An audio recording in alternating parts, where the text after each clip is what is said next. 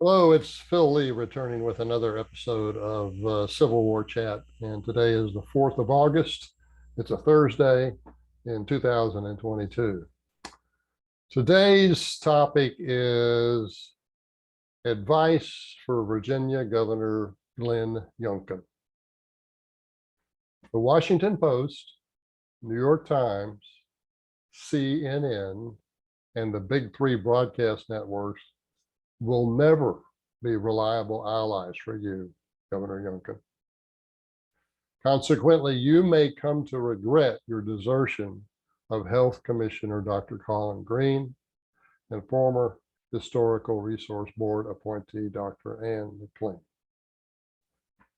Apparently, the cancel culture mob attacked Greene for saying that racism is a politically charged word sometimes used to blame whites for the inferior health outcomes among blacks collectively, and that he hasn't yet seen, quote, compelling evidence, close quote, that systemic racism played a role in maternal and infant health disparities for Black mothers and their babies.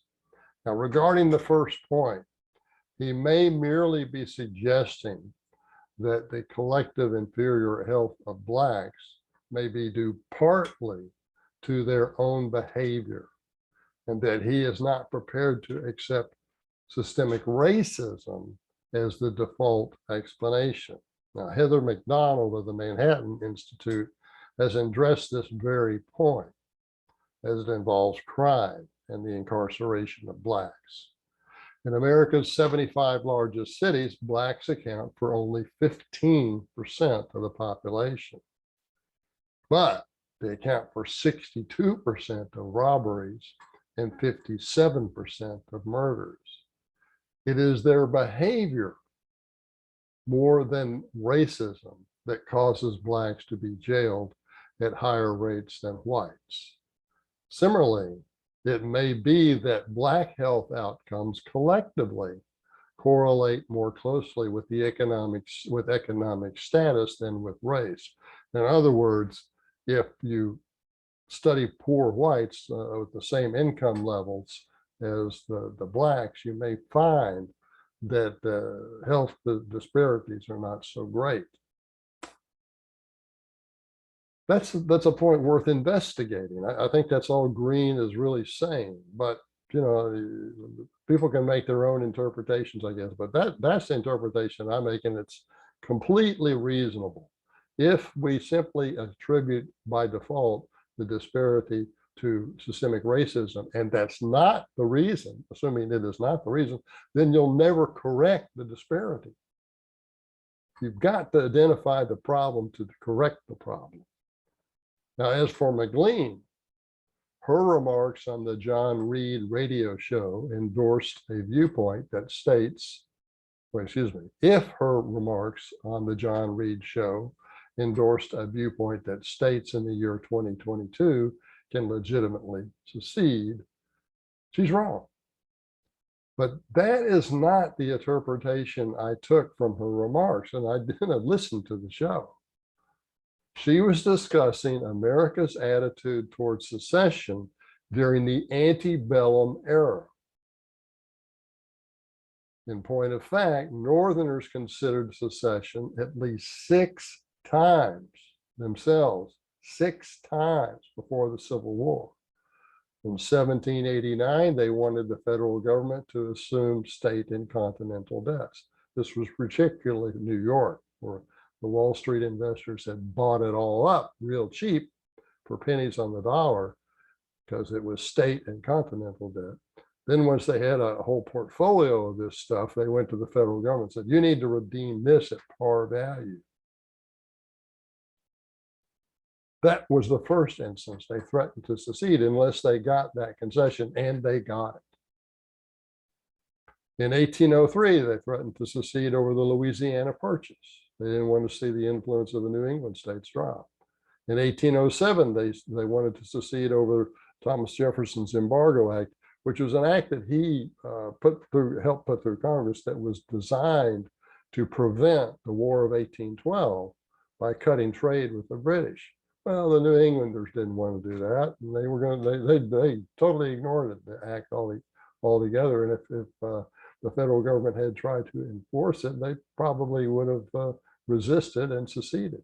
That was their argument. And in 1815, the Hartford Convention was promoted secession for much the same reasons.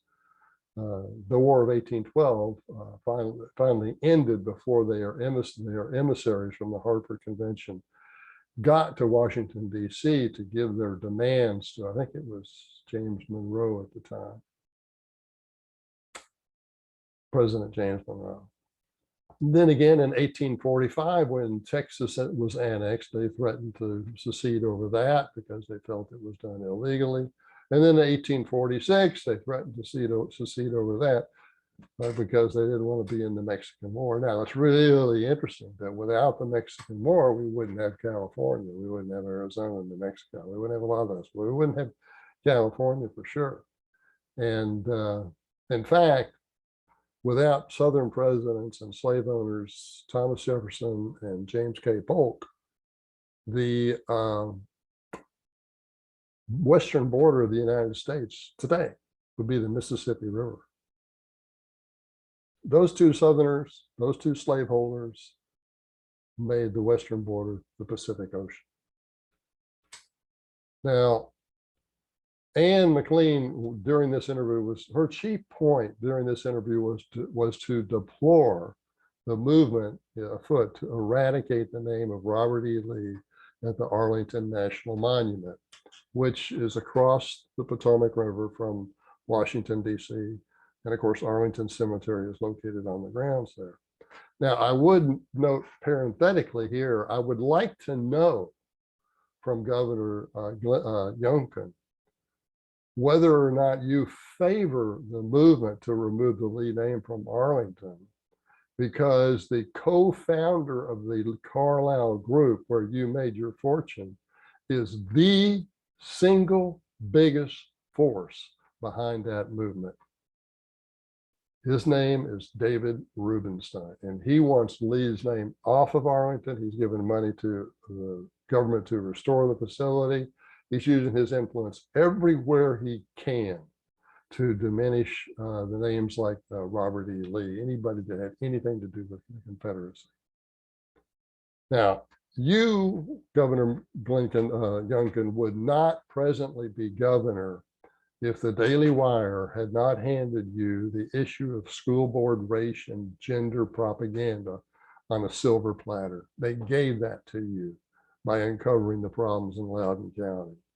Moreover, those movements would never have become so powerful in the state of Virginia had the Virginia kept its Confederate statues up in a process, in a program to share space with the monuments of civil rights leaders and other Blacks.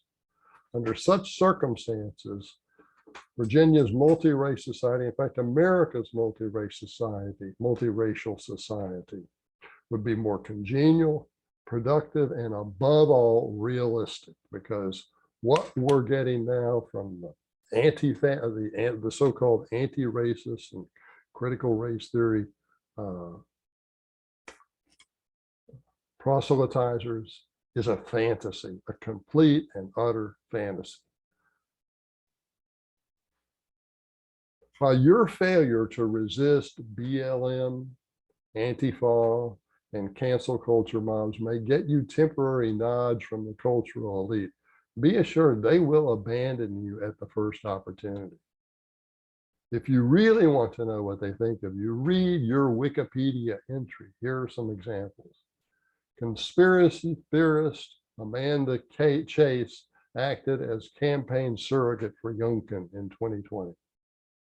The AP reported that Youngkin, quote, failed to refute the conspiracy theory about the 2020 election, close quote. When Axios asked during the campaign whether he would have voted to certify Biden's election had he been a member of Congress, Youngkin initially refused to answer. When Youngkin's gubernatorial opponent, Terry McAuliffe, spoke a, quote, gaffe, close quote, concerning parental rights over the education of their children. Young used it to create an attack ad. Following the election, Newsweek concluded that McAuliffe's gaffe had been, quote, a major factor in the race, close quote.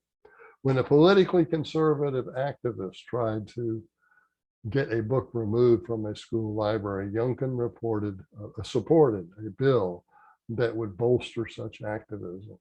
Both McAuliffe and Richmond Mayor LeVar Stoney called Youngkin's use of the issue, quote, a racist dog whistle.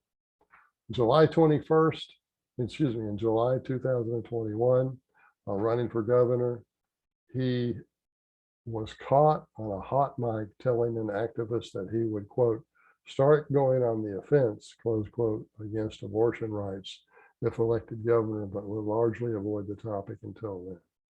In sum, Governor Youngkin, you are not a racist. As a result, you do not need to appease everyone who gets quoted in the Washington Post as labeling you, your appointees, or Virginia whites as large as racist. Show some backbone, stand up to those accusations and deny them, point out for the falsehood that is behind all of that. Do not let them get away with that. I think that's a responsibility you have as governor. Okay, if you want to get information on the times that the Northerners sought secession in the antebellum era, again, consider my book, The Causes of the Civil War. Get it at Amazon for $22. If you want an autographed copy, it's from me directly. So email me, Phil, PHIL _Lee, LEIGH at me.com. I'll send it to you. I'll cover the postage. Your price will be $26. Amazon will be $22 if you don't want an autograph. Okay, I'd like to recommend that if you buy our books and you like them, please give them 5-star ratings at Amazon. It does a lot for us. We need to get this word out. As I've said before, there's no university behind me. I don't have a job as a university professor. I don't have any way to get government grants to do this kind of work. And it depends upon you to buy my books in order to provide me with enough money to continue getting the word out, the word that you're not going to get from the academic historians. Okay, well, that's our show for today, and thanks for watching. I'll see you next time.